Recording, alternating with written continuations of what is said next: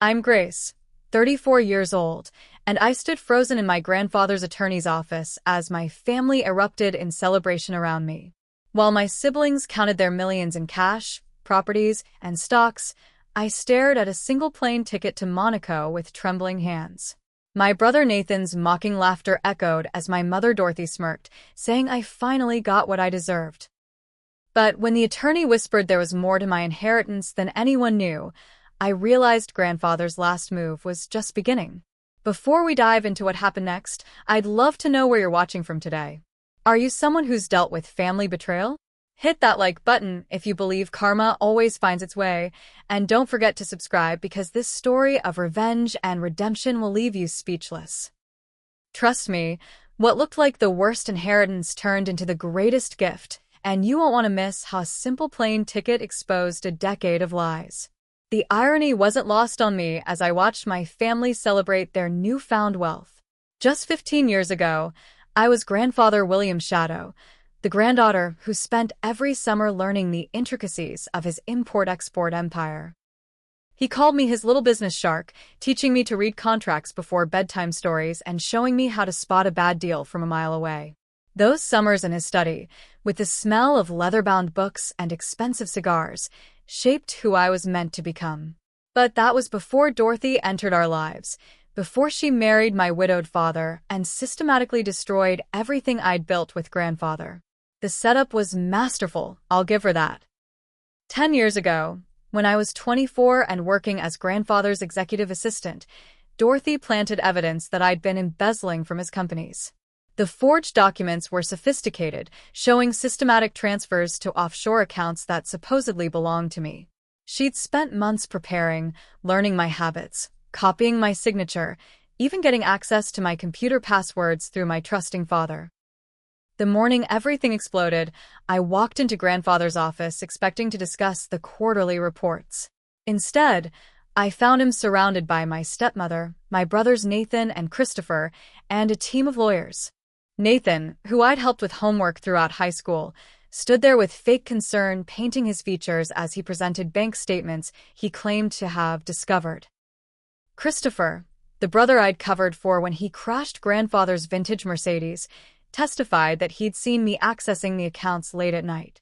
Even Emma, my younger sister, sat in the corner, her silence more damning than any accusation. The evidence was overwhelming, meticulously crafted, and completely false. But when you're facing your entire family united against you, the truth becomes surprisingly irrelevant. Grandfather's face that day still haunts me. The disappointment in his eyes cut deeper than any accusation. William Montgomery was a man who valued loyalty above all else, and in his mind, I'd betrayed not just him, but the entire family legacy. He didn't press criminal charges, a small mercy that Dorothy pretended to advocate for while publicly playing the role of the concerned stepmother trying to keep the family together.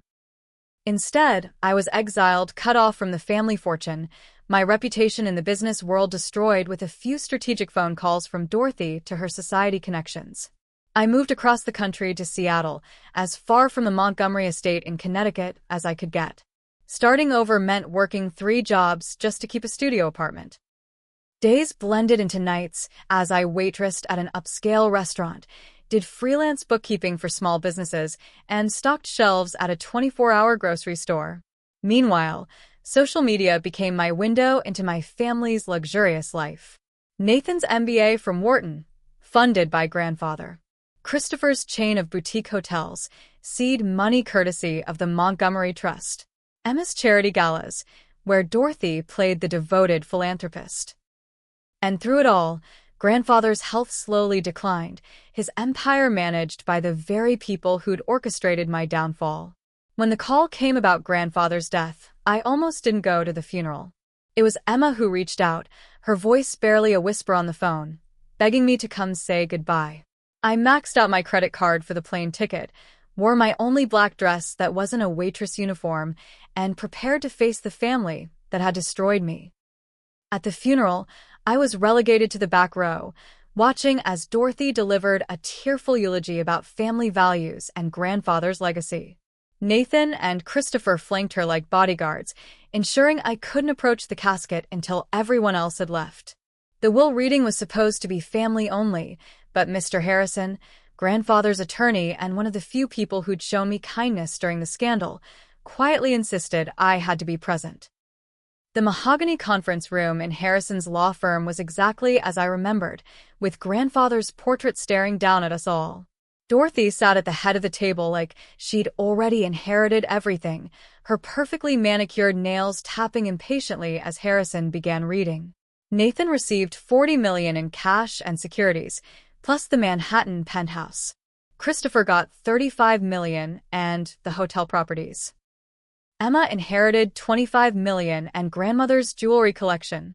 Dorothy, as the grieving daughter-in-law, received the Connecticut estate and another $50 million. Various cousins and business associates received smaller, but still substantial bequests. Then Harrison turned to me, and the room fell silent. Even the air conditioning seemed to pause as he read grandfather's words about his eldest granddaughter, Grace Elizabeth Montgomery, who would receive a single plane ticket to Monaco, economy class, departing in 72 hours. The explosion of laughter from Nathan was immediate and cruel. Dorothy's smirk spread across her face like spilled wine on white carpet. Christopher's wife, Bethany, actually applauded, making snide comments about how fitting it was. But Mr. Harrison's eyes held something else entirely as he handed me the envelope, his fingers pressing mine with deliberate pressure as he whispered that I should examine the contents very carefully when I was alone. The humiliation in that conference room was suffocating. Nathan held up his phone, already calculating what $40 million could buy, while making sure I could see every digit. He walked over to where I sat, still clutching the envelope, and leaned down with breath that reeked of expensive whiskey from his pre-celebration. A plane ticket, Gracie? What's that worth? $500 if you're lucky. Guess grandfather wanted to make sure you could leave the country after destroying his trust. One-way ticket to nowhere, just like your life. His words were carefully chosen, each one designed to twist the knife a little deeper. Dorothy's performance was even more calculated. She rose from her chair with practiced grace, her black Chanel suit impeccable as always, and approached me with mock sympathy. Grace, darling, you should be grateful William remembered you at all after what you did. This ticket is more than you deserve, but he always was too soft-hearted. Perhaps you can find work in Monaco. I hear they need hotel staff for all those wealthy tourists. Fitting, don't you think? From stealing from the hospitality industry to serving in it. The others laughed at her clever wordplay, the sound bouncing off the conference room walls like shattered glass. Christopher's wife, Bethany, who'd married into the family 5 years after my exile, felt bold enough to pile on. She'd only heard Dorothy's version of events, but that was enough to fuel her cruelty. I have a friend who manages a boutique hotel in Monte Carlo. I could put in a word if you need work, Grace. Though I should warn her about your history with other people's money. Can't have you tempted by all those wealthy guests, can we? She examined her fresh manicure while speaking, each word delivered with the casual cruelty of someone who'd never experienced real hardship. Emma finally found her voice, rising shakily from her seat. My baby sister looked older than her 28 years, stress lines etching stories around her eyes. Mother, please. Can't we just give Grace something more? I could share some of mine. The words had barely left her mouth when Dorothy's hand slammed on the table, making everyone jump. The mask slipped for just a moment, revealing the steel beneath the silk. Emma Louise, you will do no such thing. The will is clear, and we will respect William's final wishes. Your grandfather knew what he was doing. Some people prove themselves worthy of inheritance, and others prove why they should be forgotten. Mr. Harrison kept trying to interject, clearing his throat and shuffling papers, obviously wanting to speak with me privately. But Dorothy was having none of it. She insisted that all communication regarding the estate go through the family's legal team, effectively building a wall between me and the one person who might have answers. Harrison's frustration was evident, but he was bound by legal protocols. As the family filed out, celebrating their windfall and making dinner plans at the most expensive restaurant in the city, he managed to catch my eye one last time, mouthing the word Monaco with particular emphasis. In the parking garage, I finally broke. Sitting in my beat-up Honda Civic, surrounded by my family's luxury vehicles, I screamed until my throat was raw. The envelope sat on the passenger seat, mocking me with its simplicity. A plane ticket. After everything I'd sacrificed, every night I'd worked until my feet bled, every relationship I'd lost because I couldn't trust anyone after my own family betrayed me, this was my inheritance. My hands shook as I grabbed the envelope, ready to tear it into pieces and scatter them in the Connecticut wind. But something made me pause. Grandfather had been many things, but random was never one of them. Every decision he made had 3 reasons behind it and 5 contingency plans. Slowly, carefully, I opened the envelope again. The ticket was there, exactly as described, but as I held it up to the dome light, I noticed the envelope felt heavier than it should. Running my fingers along the seams, I found a hidden pocket, and inside was a small key and a folded piece of paper. The paper was grandfather's personal stationery, the watermark visible even in the dim light, and the handwriting was definitely his. The note was brief, but earth-shattering. My dearest Grace, the truth awaits at Villa Paradis, Monaco. Your real inheritance begins where others ends. What they took with lies, you'll reclaim with truth. The key opens more than doors. Trust Harrison, trust Jacques, trust no one else. I never stopped believing in you. All my love, grandfather. My hands trembled as I read it 3 times, then a 4th. Villa Paradis. I'd never heard of it, but grandfather clearly wanted me to find it. The problem was I had exactly $200 to my name and a plane ticket. No money for hotels, food, or a return trip. This wasn't just a journey, it was a leap of faith. Nathan's parting words echoed through the parking garage as he drove past in his new Lamborghini, a pre-inheritance gift to himself. Hey, Grace. When you get to Monaco, send a postcard from whatever hostel you end up in.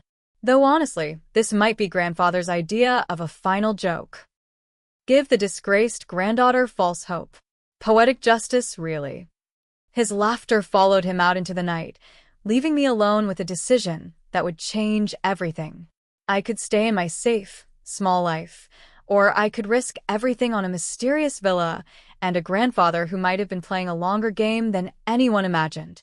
The victory party at grandfather's Connecticut mansion started before I even left the parking garage. Through social media, I watched my family transform the space where grandfather took his last breath into a celebration venue. Dorothy, ever the master of appearances, called it a celebration of William's life, but the champagne toasts were clearly about the money. Nathan live-streamed parts of it, probably drunk on Dom Perignon and newfound wealth, giving me an unintentional window into their true nature. The comments from family friends were revealing, congratulating them on their inheritance while pointedly noting my absence. Dorothy's speech at the party was a masterclass in manipulation. Standing in grandfather's study, surrounded by the books he'd loved and the desk where he'd built his empire, she spoke about protecting the family legacy from those who would destroy it. William trusted me to safeguard this family, she declared, raising her glass. Even when it meant making hard choices about who truly deserved to carry the Montgomery name forward. Some people are born into greatness, but prove unworthy of it.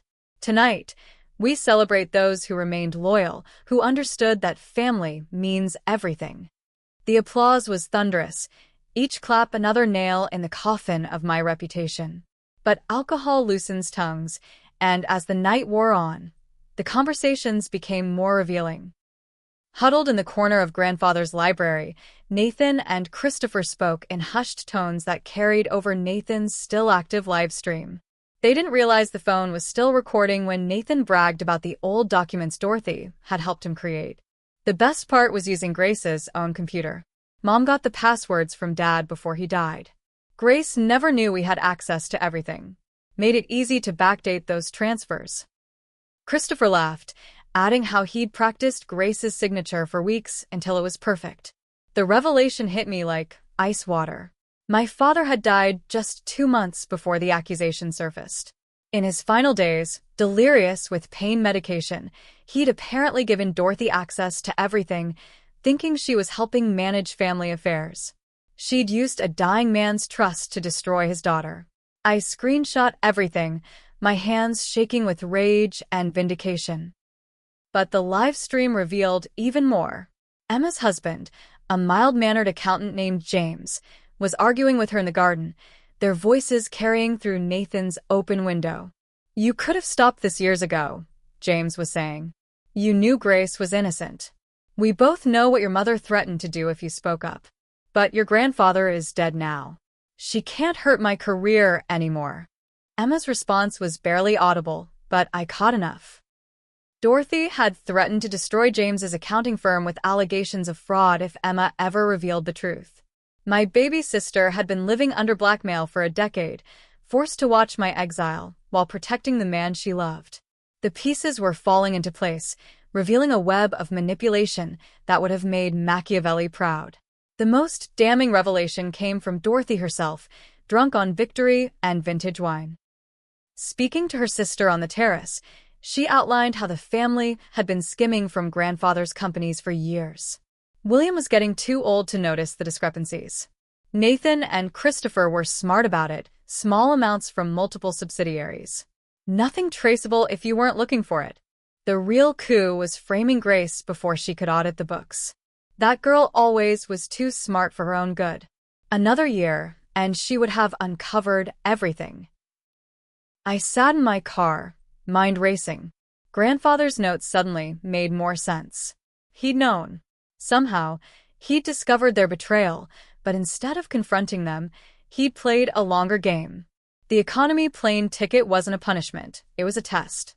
Would I come despite the humiliation? Would I trust him one more time? The villa parody wasn't just a property, it was the beginning of something larger. But I needed proof, concrete evidence beyond live stream confessions. That's when I remembered grandfather's home security system, state-of-the-art and accessible remotely if you had the right codes. During my years as his assistant, I'd memorized every password, every security protocol. Dorothy might have changed the house codes, but the surveillance system ran on a separate network, one that grandfather had insisted remain independent. Using my phone, I accessed the archived footage from 10 years ago. It took hours of searching, but I found it. Clear video of Nathan and Christopher in grandfather's office after hours, accessing his computer, planting the fabricated evidence. Dorothy directing them, her voice clear as she instructed them on exactly which files to alter. I was so absorbed in gathering evidence that I almost missed Christopher approaching my car. He knocked on the window, his face flushed with alcohol and something else. Fear? Guilt? "Grace, we need to talk." I rolled down the window an inch, ready to drive away if necessary. "Harrison called Dorothy," he said quickly. "She's going to challenge even the plane ticket. She's filing paperwork claiming you exercised undue influence on grandfather in his final days. If you don't leave for Monaco tomorrow, you'll lose even that." He paused, seeming to struggle with himself. "I know I don't deserve to ask, but my kids, they're innocent in all this. Whatever you do, please don't hurt them." The irony of him begging for mercy after what they'd done to me was staggering. But I simply nodded, saved the last of the security footage to multiple cloud accounts, and drove away. At my motel that night, I made the hardest decision of my life. My mother's wedding ring, the one thing I'd kept through everything, would have to go. The pawn shop owner recognized its quality, offering me just enough for basic expenses in Monaco. As I handed it over, I promised her memory that I'd make this right. Mr. Harrison called from a burner phone, confirming Christopher's warning. Dorothy had filed injunctions, but they wouldn't take effect for 72 hours. If I was going to Monaco, it had to be now. The flight to Monaco felt like traveling between worlds. In economy class, wedged between a businessman and a backpacker, I clutched grandfather's note and key like talismans. Every euro counted now. I'd budgeted barely enough for a week if I stayed in the cheapest hostels and lived on bread and water.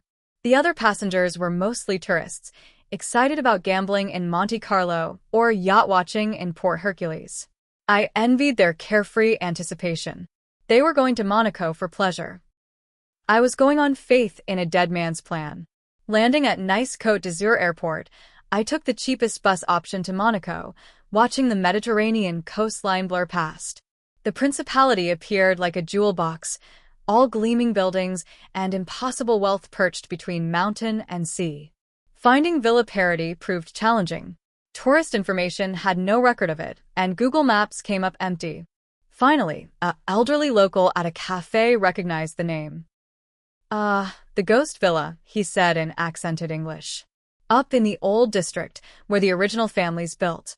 Very private. No tourists go there. The walk up the winding roads left me breathless, both from exertion and the views. Monaco spread below like a dreamscape, but I was heading away from the glamour, into narrow streets where buildings held centuries of secrets. The address led me to a gated entrance that looked abandoned, overgrown with bougainvillea. But the lock was well-oiled, and grandfather's key turned smoothly. The gate opened to reveal not the modest property I'd expected, but an estate that took my breath away. Villa Paradis sat like a crown jewel, overlooking the entire principality. The front door opened before I could knock. A distinguished man in his 70s stood there, tears streaming down his weathered face. "Mademoiselle Grace," he said in perfect English. "I am Jacques Moreau. I've been waiting 10 years for you to walk through that gate." He ushered me inside, and the interior was even more stunning than the facade.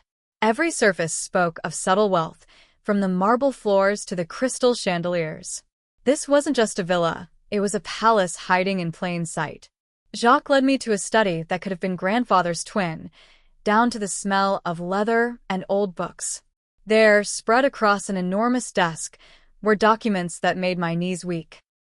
"Your grandfather discovered your family's betrayal 2 years ago," Jacques explained, his voice gentle but firm. "He hired investigators, forensic accountants, digital specialists. Everything they did to you, every crime they committed after, he documented. But more importantly, he moved his real assets here, to Europe, where they couldn't touch them." The numbers were staggering. While the family fought over millions in America, grandfather had quietly built a European empire worth billions. Real estate in Monaco, Paris, London. Investment firms in Switzerland. Shipping companies in Greece.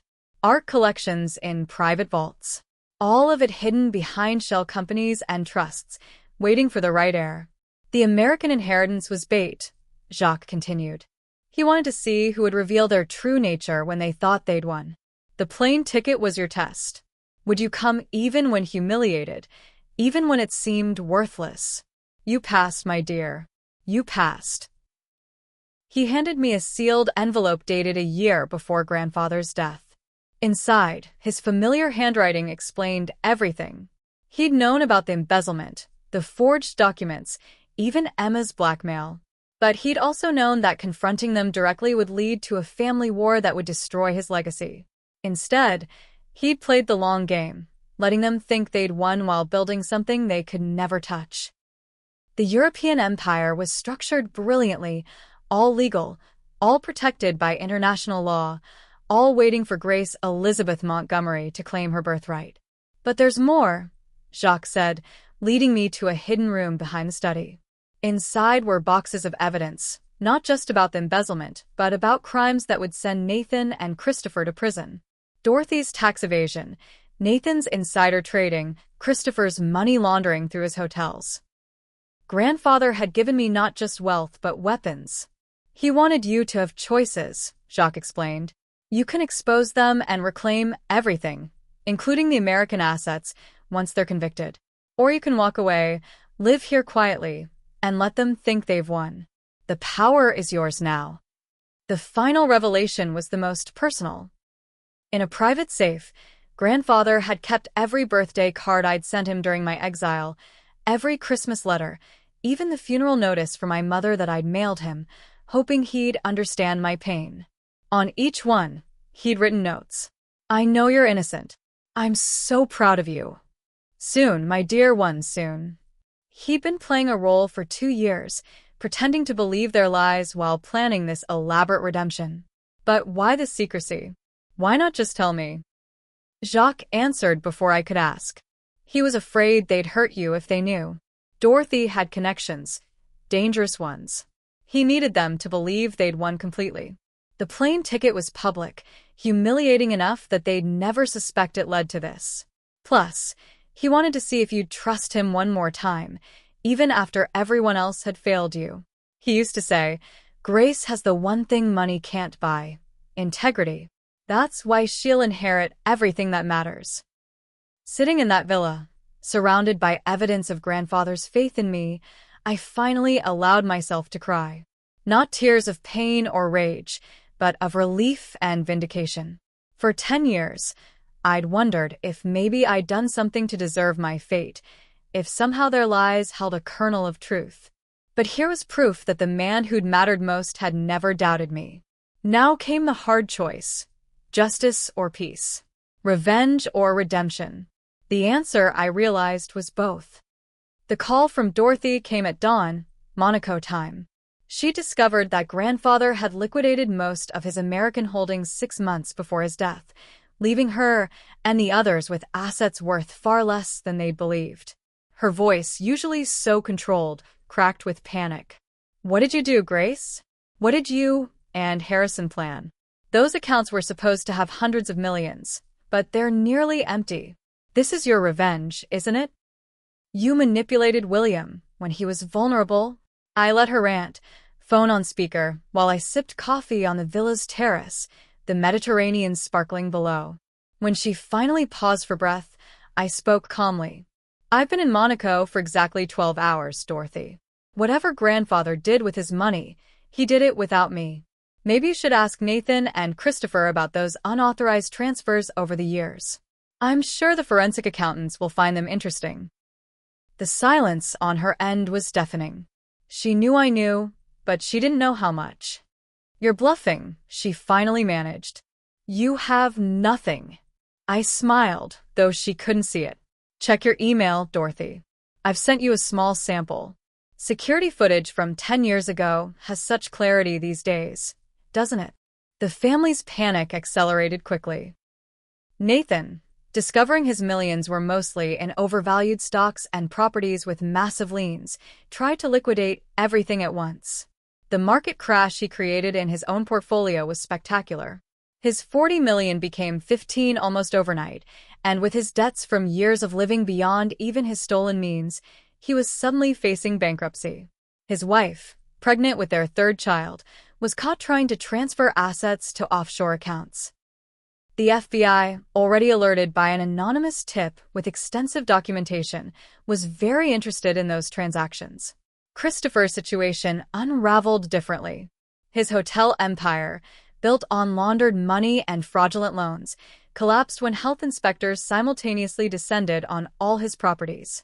They found violations that had been covered up for years, guests who'd been overcharged, employees who'd been underpaid. It was systematic fraud from top to bottom. His wife, Bethany, seeing the writing on the wall, filed for divorce within a week, taking the children and whatever legitimate assets she could find. Her lawyer, it turned out, had received a very interesting package of evidence about hidden accounts in her name only. Emma's liberation came next. With Dorothy's power crumbling, my sister finally found her courage. She called me from a hotel, having left the family compound with James and their children. "Grace, I'm so sorry. I was such a coward. Mom threatened to destroy James's firm, to have him charged with crimes he didn't commit. She had a prosecutor in her pocket, fake evidence prepared. I couldn't risk our children growing up with their father in prison. I told her about the trust grandfather had set up for her in Switzerland, protected from Dorothy's reach. She cried for an hour. Dorothy's threats escalated as her world crumbled. She tried to sue me for elderly abuse, claiming I'd manipulated grandfather. But Jacques had anticipated this. Video depositions from grandfather, taken monthly during his last 2 years, clearly showed his mental acuity and his reasons for every decision. He'd even had psychiatric evaluations to prove his soundness of mind. The lawyers Dorothy hired dropped her case when they saw the evidence against her. Then came the criminal charges, filed by the FBI based on the treasure trove of evidence I'd provided. Tax evasion spanning decades, money laundering, fraud, conspiracy, blackmail. The list was extensive. Nathan's arrest happened at his country club, in front of all his society friends. He'd been trying to sell his membership to raise cash when the FBI arrived. The photos in the newspaper showed him in handcuffs on the same golf course where he'd once mocked my exile. Christopher was taken from one of his hotels, guests recording as he was led away. He'd been in the middle of trying to convince investors to bail him out, but with federal charges pending, no one would touch him. His children, thankfully staying with Bethany's parents, were shielded from the worst of it. My meeting with the federal prosecutors was surreal. Sitting in the U.S. consul's office in Monaco, I provided evidence that would ensure convictions. But I also negotiated. Christopher's children shouldn't lose their education funds because of their father's crimes. Emma and her family needed protection from any retaliation. I even set aside a small fund for Nathan's children, managed by a trustee until they turned 25. The prosecutors agreed, impressed by what they called my measured approach to justice. I called it being better than the people who'd raised me. Dorothy's final manipulation attempt came through her lawyer. She wanted to meet, claiming she had information about my father's death that I'd want to know. It was clearly emotional blackmail, but I agreed, curious to see how far she'd fallen. We met in the federal detention center where she was being held without bail, deemed a flight risk. Orange didn't suit her. Gone was the elegant woman who'd ruled Connecticut society. In her place sat a bitter, broken person who'd gambled everything on greed and lost. "Your father knew," she said without preamble. "Before he died, he knew what we were planning. He begged me not to hurt you, said you were the only pure thing in this family. I promised him I wouldn't, then I destroyed you anyway. He died thinking I'd protect his daughter. She wanted me to rage, to show she'd hurt me one more time.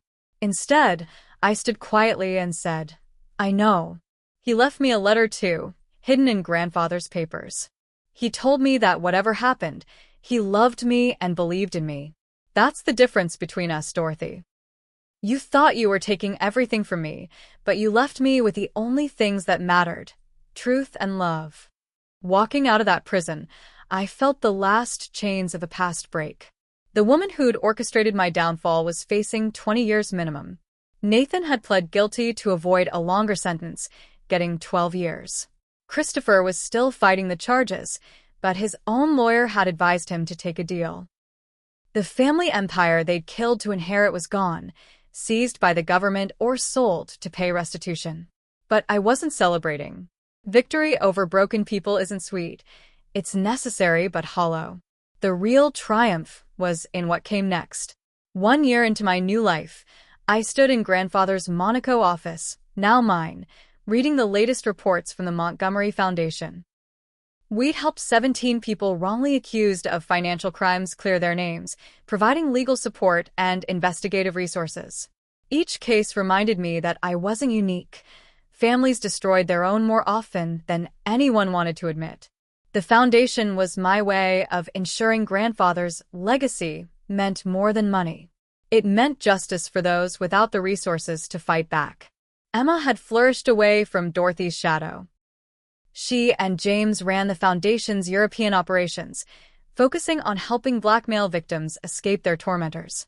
Watching my sister transform from a cowed victim into a fierce advocate was worth more than any inheritance. Her children, finally free to know their aunt, spent summers at the villa, learning the business principles grandfather had once taught me. They'd never know the poison of Dorothy's influence, and that felt like breaking a generational curse. The letters from prison came regularly. Nathan's were the most interesting, starting with rage and blame, but slowly evolving into something resembling accountability. Therapy in prison had forced him to confront why he'd been so eager to destroy me. Jealousy, it turned out, ran deeper than money. I'd been grandfather's favorite, the one groomed to take over, while he'd been the spare heir, never quite measuring up. Dorothy had weaponized that resentment, turning him into her perfect accomplice. I wrote back eventually, short notes acknowledging his progress. Forgiveness was a process, not an event. Christopher never wrote, but his children did. Through Bethany, they'd learned the truth about their father and wanted to know their aunt. I met them in Paris, neutral ground, and found two remarkable young people determined not to repeat their parents' mistakes. The trust fund I'd protected for them would pay for college and grad school, but I also offered something more valuable: mentorship in the legitimate business world. They spent school breaks learning the company, understanding how to build wealth ethically. Their father's shame became their motivation to be better. The business side of my inheritance proved both challenging and exhilarating. Grandfather's European empire needed modernization, and I threw myself into the work with the same intensity I'd once used to survive. The shipping companies pivoted to sustainable transport. The real estate holdings became models for environmental design. The investment firms focused on supporting small businesses and innovation. Within a year, we doubled the empire's value while quadrupling its positive impact. Financial journalists called it the Montgomery miracle, but it was really just good business, mixed with actual ethics. Jacques became more than grandfather's representative. He became family. Over dinners at the villa, he shared stories of their friendship spanning 60 years. Grandfather had saved Jacques' family business decades ago, asking nothing in return but loyalty and discretion. He used to say you were the only one who inherited his heart along with his head, Jacques told me one evening. The others got his genes, but you got his spirit. That's why he could trust you with all of this. You'll build rather than hoard, create rather than destroy. Love found me when I least expected it. Marcus Chun was a forensic accountant who'd helped uncover the full extent of my family's crimes. He stayed in Monaco to help establish the Foundation's investigative unit, and somewhere between spreadsheets and strategy sessions, we fell for each other. He'd held my hand through the trials, celebrated the victories, and reminded me that trust could exist without betrayal attached. When he proposed on the villa's terrace at sunset, with the same view where I'd first called Dorothy, it felt like the universe offering perfect symmetry. The wedding was small, just Emma's family, Jacques, a few close friends from the Foundation, and surprisingly, Mrs. Harrison, the prosecutor's widow. She'd sent a letter after her husband's death, revealing he'd always suspected the truth and had helped grandfather plan the Monaco revelation. She brought his files, including notes suggesting he'd been threatened by Dorothy for trying to help me. Another life touched by my family's poison, another reason to be grateful for eventual justice. But the most profound discovery came while digitizing grandfather's journals. In entry after entry, he documented not just business dealings but his thoughts about family, legacy, and me. One passage, written the week after I was framed, stood out. They think they've won by taking Grace from me, but they've actually freed her. She'll build her own empire now, one based on truth rather than blood. When she returns, and she will return, she'll be stronger than any of them. My girl was always too good for what this family had become. Perhaps exile is really exodus, leading her to the promised land I've prepared. The final surprise in his journals was a letter to me, to be read only after I'd claimed everything. In it, he apologized for the pain of letting me suffer for 10 years, for not immediately proclaiming my innocence. But he explained that Dorothy had threatened to harm me physically if he defended me, showing him photos of men she could hire, accidents she could arrange. By seeming to believe their lies, he'd kept me safe while planning something better than revenge.